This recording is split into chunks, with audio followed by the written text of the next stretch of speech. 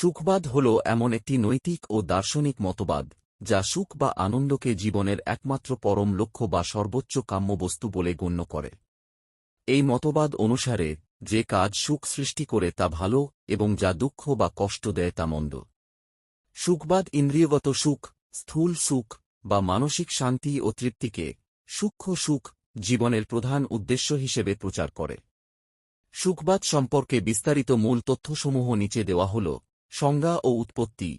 Greek শব্দ হেডন সুখ থেকে হেডনিজম বা সুখবাদ শব্দের উৎপত্তি। ৩ প্রাচীন গ্রিক দার্শনিক যেমন এপিকিউরাস এবং ভারতের চার্বাক দর্শনে এর মূল প্রচার লক্ষ্য করা যায়। প্রধান ধরন। সুখবাদ মূলত দুই প্রকার।